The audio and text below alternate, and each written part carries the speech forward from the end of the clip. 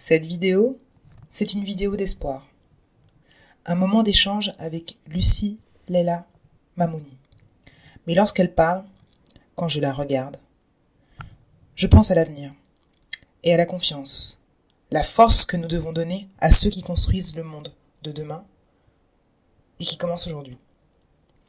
Lucie a 23 ans. Sa maturité me frappe. Mais je vous en dis pas trop, je vous laisse la découvrir. Leila Mamouni pour Only Walk. Bonjour à tous, bienvenue sur Only Walk. Je suis hyper contente de recevoir Lucie Leila Mamouni aujourd'hui. J'ai rencontré Lucie en 2016. En fait, on s'est rencontrés virtuellement puisque c'était sur Facebook suite à, alors je sais pas si on dit une lettre de motivation ou une lettre ouverte. J'étais partie pour faire une lettre de motivation et après je me suis laissée un peu bercer par l'écriture et j'arrivais plus trop à m'arrêter. Ouais. Et en fait au départ je me suis dit est-ce qu'elle va être publiée entièrement? Elle a été totalement publiée, elle a été publiée entièrement, il y a eu sûrement des retouches ou Léger, mais léger, enfin surtout pour, je pense que c'était sur les fautes, etc. Avant que tu te lances, je veux juste te dire que Lucie maintenant a 23 ans. 23 ans. Elle va un petit peu vous parler d'elle. Et cette rencontre, effectivement, c'est suite à donc, cette lettre ouverte par rapport à son histoire et sa possibilité, ses capacités à pouvoir accéder à son rêve qui était d'écrire et de devenir journaliste. Qui est d'écrire et de devenir journaliste. Parce que il y a eu du chemin et on en parlera lors de cet échange, puisqu'il y a à peine 4-5 jours, tu as publié un article dans Vice. Donc c'est que les choses avancent pour toi, peut-être lentement mais sûrement. Lentement, mais de toute façon, comme de base, je suis pas née avec des contacts, je suis pas née avec un énorme carnet d'adresses. Je suis pas née en pouvant faire des grandes écoles de journalisme. Ouais. Donc forcément, j'ai dû faire un peu ça toute seule. Et ce qui m'a aidé beaucoup, ça a été de rencontrer des personnes, notamment Alice Pfeiffer, toi, Elisabetta Tudor. On va en parler un petit peu plus, voilà. Mais raconte-nous qui tu es en fait, d'où tu viens et ce que veut dire, pourquoi l'écriture c'est aussi important pour toi. Alors, je suis née dans le 94, dans le Val-de-Marne, à Thiais. Ouais. J'ai vécu un peu à Maison-Alfort, mais j'ai tout fait, ma vie, je l'ai faite à Thiais. Ouais. Le déclenchement qui a fait que je me suis mise à écrire chez ma grand-mère. Ouais. Donc c'est une personne, ça a été une personne extrêmement importante pour moi et dans toute ma construction personnelle. Oui. Donc je me suis mise à écrire chez elle, je devais avoir 11 ans. À côté de ça, il n'y avait pas que l'écriture. Ma grand-mère, elle me faisait voir de vieux films, elle me faisait écouter de la vieille musique. Et donc ça m'a beaucoup aidée parce que la musique, ça m'a aussi aidée pour écrire. C'est-à-dire surtout Edith Piaf, par exemple. J'ai grandi avec Edith Piaf, Brassens, etc. Et après, au fur et à mesure, j'ai découvert la mode parce que ma grand-mère adorait les vêtements. Donc elle me sortait des vieux vêtements vraiment anciens. Et donc après, elle m'a fait voir des films, elle m'a beaucoup parlé de mode. Et il n'y a pas que ma grand-mère, il y a eu ma mère aussi, parce que ma mère est une amoureuse de la mode. C'est vrai? Elle est dingue de mode. Tout était ton bercé et ton oui, bien sûr. J'étais un peu son petit modèle à ma mère. On a toujours ces rituels comme ça, de faire du shopping, de se donner des conseils, mais franchement, les deux femmes de ma vie m'ont vraiment forgée. Et j'ai eu de la chance d'avoir des parents, quand je leur ai dit que j'étais passionnée de mode et que j'aimais l'écriture, qui m'ont dit fonce. Et mon père aussi, c'est quelqu'un de très très ambitieux, quelqu'un qui s'arrête jamais. C'est un grand travailleur, il travaille dans l'informatique, donc rien à voir, mais le tempérament est là. Dépassement de soi. Exactement, il est vraiment comme ça. Pour lui, on doit toujours se dépasser, on doit toujours aller très très loin. Rien n'est jamais acquis avec mon père, on doit toujours foncer. Et donc, mais ce qui m'a aussi marqué, ça a été une année extrêmement importante, ça a été l'année 2003, où j'ai découvert l'album de rap qui m'a marqué, ça a été l'album de rap de Sniper. Mais vraiment, ça m'a énormément Ça m'a énormément influencé aussi au Pourquoi? niveau... Déjà, il sortait la même année qu'un événement qui m'a rendue très très triste quand j'étais petite. Ça a été la guerre du Golfe. Ça a été un événement qui m'a rendue triste. Je comprenais pas trop ce qui se passait à la télé, tout ce que je voyais c'était des bombardements, etc. Et donc en fait j'ai été... c'était un mélange de tout en fait, la musique, la mode, le fait de me dire que j'ai ce style, je suis influencée par ce style-là, le style hip-hop bien évidemment, en étant amoureuse du rap, forcément il y a des codes vestimentaires qui ressortent. Et comment le lien avec l'écriture du coup? Il est évident le lien avec l'écriture. Je sais pas, dis-moi. Il est évident parce que dans le rap, on vit quand même dans un pays où on a tendance à beaucoup taper sur le rap. Et au final, le rap reflète totalement ce qui se passe autour de nous. C'est-à-dire là, on est face à des situations politiques, que ce soit les violences policières, que ce soit la condition des réfugiés, que ce soit la question palestinienne ou la question de la banlieue et de ce qui se passe, et du racisme, etc.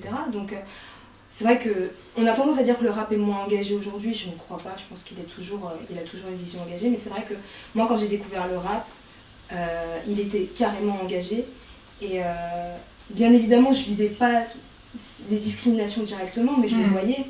Je voyais ce qui se passait, mon père me racontait aussi certaines histoires. Est-ce que c'était ta première relation aux mots en fait? Ouais, ça a été vraiment ça, ça a été de me dire, punaise, qu'est-ce qu'on peut faire avec des mots? Tout ce qu'on peut faire avec des mots, tout ce qu'on peut faire quand on les met ensemble et quand on les maîtrise, et même pas forcément la maîtrise, même quand on se laisse aller en fait avec les mots. C'était un échappatoire pour toi? C'est un échappatoire? Mais ça l'est toujours. Je pense que j'écris tous les jours. Déjà, j'écris tous les jours. Pas seulement quand je fais des pitchs pour essayer d'envoyer à des magazines, mais j'écris pour moi. Je le partage aussi sur Instagram, mais j'écris beaucoup pour moi. Je suis actuellement en train d'écrire mon livre. Yes, welcome. Voilà. Moi, je suis très littérature. Comme par exemple Albert Camus, L'étranger. Oh. Ça a été un livre qui m'a marqué beaucoup. Pourquoi? Il est à la fois... En fait, tout le monde peut un peu s'identifier. Tout le monde peut un peu s'identifier. Il y a on vit dans un monde où on se pose toujours des questions sur soi-même, sur se dire où est ma place, son identité, je suis partagée entre deux mondes. Et ça, je le ressens parce que je suis franco-algérienne, j'ai la nationalité française et algérienne. Et on a l'impression que quand je me retrouve dans un cercle, je suis une Algérienne. Quand je me retrouve dans un autre cercle, je suis une Française. Et moi, mon père est algérien, ma mère est française. Ouais. À la maison, ça n'a jamais posé de problème parce qu'on vit avec nos deux cultures et ça se passe super bien. C'est toujours le regard de l'autre. C'est toujours le regard de l'autre. Parce que, par exemple, quelque chose qui revient à chaque fois, c'est quand je dis je m'appelle Lucie. Il y a toujours des gens qui me regardent. Tu t'appelles Lucie, mais pourquoi tu t'appelles Lucie? Et j'en ai marre de me justifier, mais bon. Je peux comprendre aussi le questionnement qu'il y a. On me regarde, on sait très bien que j'ai pas... On me dit souvent que t'as pas la tête à t'appeler Lucie. J'adore, parce qu'il y a une tête à s'appeler Lucie. Mais il y a une tête à s'appeler Lucie, non, ça veut rien dire en fait. Et donc, je m'appelle Lucie Leïla Mamouni, c'est des choses qui sont extrêmement fortes pour moi parce que ça reflète l'histoire de ma famille, mes parents.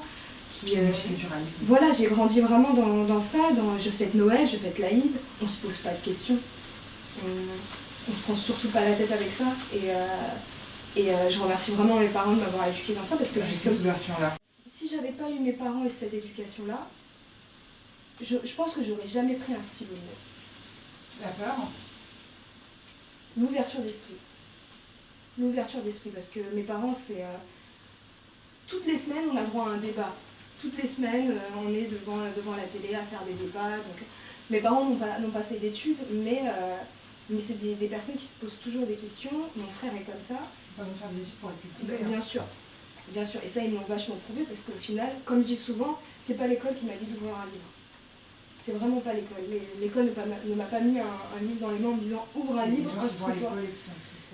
Donc moi, c'est surtout le fait de me retrouver un peu seule. quand j'étais petite, je n'étais pas quelqu'un qui sortait beaucoup, donc j'étais toujours devant mes vieux films avec ma grand-mère, et donc je me suis dit, il faut que je m'échappe, il faut que je sorte de tout ça. Donc ça a été la lecture et l'écriture. Et après, au fur et à mesure, tu t'intéresses à plein d'autres choses et Ça se nourrit. ça se nourrit. Lucie Leila Maimouni, un livre ouvert. L'année dernière, en fait, petit clash parce que Parcoursup débarque et mini séisme sur les réseaux sociaux parce que Parcoursup c'est la plateforme web, l'application web qui gère en fait les choix des étudiants. C'est Après le bac, voilà. après le bac, mais il y a aussi, parce que moi j'ai fait Parcoursup. Pour la suite. Pour la suite, j'avais déjà eu mon bac il y a 3 ans en arrière, Ouais. parce que j'ai repris mes études après. Ouais. Donc c'était vraiment sur le chemin, j'étais pas sortie de Ouais. C'était juin de l'année dernière, mais ce qui choque tout le monde, c'est qu'en fait, ça amène des questions de sélection à la faculté. Et moi, j'écris un post sur Facebook parce que en fait, j'ai toujours connu la sélection que j'ai fait la fac ou pas. Je fais un Master Pro à l'UT, donc ça m'a pas choqué en fait. Donc j'ai pas compris forcément le choc de tout le monde. Et j'ai juste partagé cette réaction. Et j'ai Lucie qui me saute à la gorge. Et finalement, on se met à échanger par message caché. Mais voilà, exprime-toi, on n'est pas de la même génération, parce qu'on a quand même 10 ans d'écart. Mais qu'est-ce que ça a créé chez toi et pourquoi Parcoursup ça a été un truc un peu relou pour toi? Déjà, il faut comprendre ce qui se passe autour de la sélection, c'est-à-dire que je comprends tout à fait que des IUT et des DUT, des BTS soient sélectifs. C'est important. Mais par contre, la licence, c'est totalement différent. C'est-à-dire que quand tu sors du bac et que tu vas en licence, t'es plein d'insouciance, t'es plein de rêves, t'es plein... Tu ne penses pas que tu l'es quand tu vas à l'IUT? Je pense que dès que tu commences tes années supérieures, tu l'es. Oui, bien sûr, mais la licence, je pense que c'est totalement différent et que on doit avoir une politique d'ouverture et d'éducation pour toutes et tous. C'est extrêmement important. On n'est pas les États-Unis, on n'est pas l'Angleterre, on n'est pas le Canada, on est la France. Donc c'est quelque chose qu'il faut préserver. Est-ce qu'on a les moyens de préserver aujourd'hui, tu penses, financièrement? C'est une Bien question, sûr, je sais pas. Je pense qu'on a totalement les moyens. Je pense qu'on a totalement les moyens parce que déjà il faut se battre pour avoir les moyens. Il faut vraiment se battre parce que l'une des choses les plus importantes, c'est l'éducation. C'est vraiment... à travers le mot éducation, il y a plein de choses. Il y a la question de la sexualité, il y a la question du travail, il y a la question du racisme, il y a la question des discriminations, il y a la question des inégalités. C'est tout à la fois l'éducation. C'est vraiment... Ça doit être le combat de l'humanité tout entière. Ouais. C'est la santé, etc. C'est la base. Donc si à partir de ce moment-là, on empêche une certaine catégorie de personnes d'avoir accès à l'éducation, parce qu'il ne faut pas être dupe avec Parcoursup. Il ne faut pas être dupe. C'est-à-dire que... ça va pénaliser... Bien sûr. Ça va pénaliser qui, selon toi? On ne peut pas nier les discriminations qu'il peut y avoir derrière. C'est-à-dire que, par exemple, au niveau des écoles parisiennes, qui sont parfois un peu huppées, les personnes qui vont morfler, entre guillemets, ça va être les personnes de banlieue, les personnes de quartier populaire. Donc, et c'est eux qui ont parfois plus de rage à aller vers les études. Parce que parfois ça ils viennent... va maintenir une certaine forme d'inégalité sociale, selon toi? Même de reproduction sociale. Ce côté où... Une garde la hiérarchie telle qu'elle est. Ouais, voilà. Et aujourd'hui, on voit qu'il y a une jeunesse de quartier populaire qui fait beaucoup plus d'études. Bien sûr. Beaucoup plus qu'avant. Parce que aussi les parents se sont battus pour que... Pour qu'on puisse sortir de la condition sociale. Hein. Exactement. Et c'est notre combat de tous les jours de sortir de ça. Parce que moi, mes parents n'ont pas fait d'études. Et s'ils ont mis tes espoirs en toi. S'ils m'ont poussé, c'est qu'ils veulent pas du tout que j'ai la même vie qu'eux, entre guillemets. Et donc on voit bien, moi je suis à Paris 8, donc il y a plein de jeunes de milieux populaires qui assurent et qui font des études et c'est génial. Et c'est pour ça qu'il faut se battre contre Parcoursup et c'est pour ça qu'il faut préserver ça et pas seulement préserver. Moi je l'ai questionné, hein. Bien sûr. J'étais sortie du système depuis un moment, mais j'ai été vraiment surprise parce que j'ai un parcours professionnel dès le départ. Et donc je me suis pas questionnée sur tiens pourquoi à l'IUT on me sélectionne alors que pas à la fac, je me suis même pas posé la question parce que je suis allée là où j'avais envie d'aller. Mais j'ai vu quand même, tu vois, j'en ai échangé, on en a beaucoup parlé avec Chouaïb, donc c'est un ami photographe qu'on a en commun, qui était d'accord avec toi, qui me disait attends, moi j'ai fait la fac, faire attention, etc. Donc pour moi ça a ouvert une discussion, j'ai trouvé ça en tout cas intéressant que ça puisse... Enfin, je trouvais ça intéressant d'avoir ce débat-là.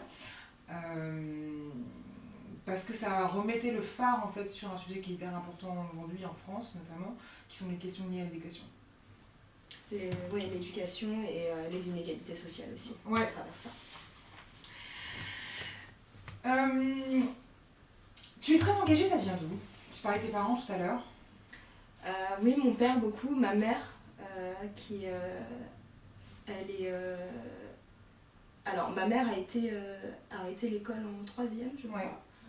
Elle a fait plusieurs boulots et puis elle a travaillé en cuisine au collège Paul Valéry où j'étais.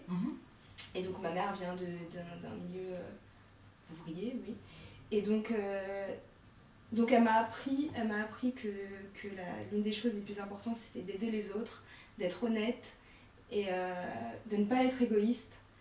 Et mon père c'est quelqu'un de très dur parce qu'il a beaucoup bossé pour en arriver là où il est. Il travaille dans l'informatique, mais il a fait plein de petits boulots avant.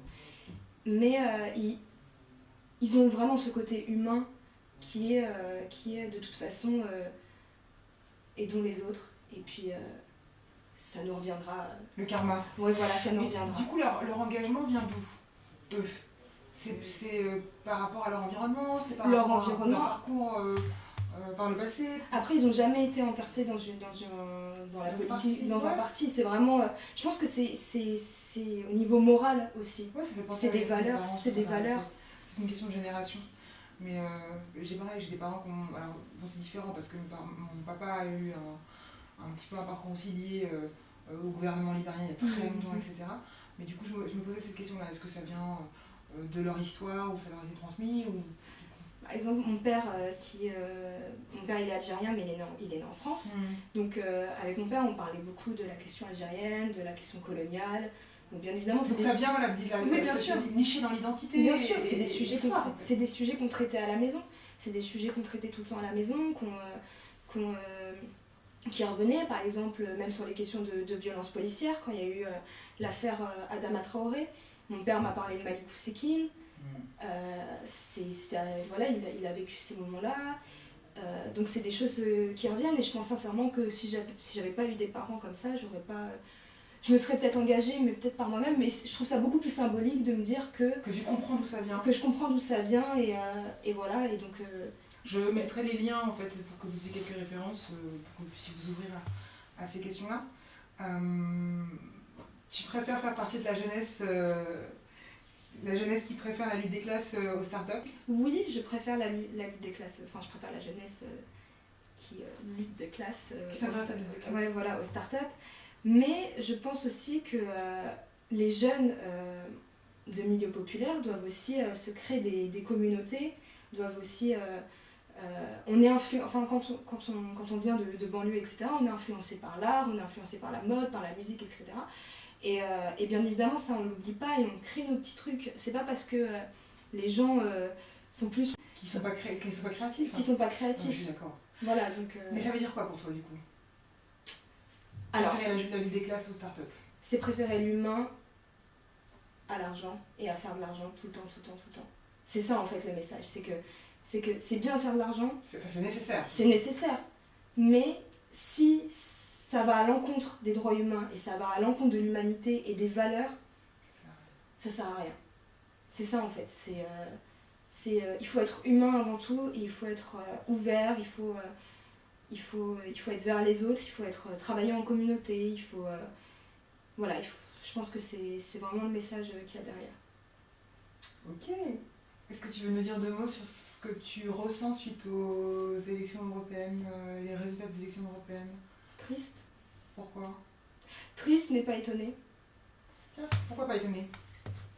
Parce qu'avec une politique aussi libérale et capitaliste que Macron, fallait laisser attendre. Ça allait forcément déverser vers de l'extrême droite. Pourquoi selon toi? Parce que ça c'est quelque chose qu'on voit partout, c'est-à-dire que... C'est une tendance aujourd'hui? Oui, c'est une tendance, on voit bien que ce soit aux États-Unis, au Brésil, peux citer plein d'autres pays. Hein. Ça, je te parle de ça parce que c'est les premiers pays qui me viennent à l'esprit. Dans ces derniers mois, c'est fortement sorti aussi. Mais le truc, c'est que ça, j'avais étudié ça, j'en avais beaucoup parlé avec un de mes profs à la fac. C'est que quand il s'agit des électeurs du Front National, bien évidemment, une grande partie, on peut pas nier, est fasciste et raciste. Mais il y a une partie qui aujourd'hui est totalement perdue. Il y a beaucoup d'ouvriers qui votent Front National aujourd'hui. Est-ce que ces mêmes personnes auraient voté Front National il y a 30 ans, 40 ans en arrière? Peut-être pas. Qu'est-ce qui les a menés vers ça, justement? Parce que du coup, tu faisais le lien avec une société plutôt capitaliste et aujourd'hui, et libéraliste. La politique... Et libérale.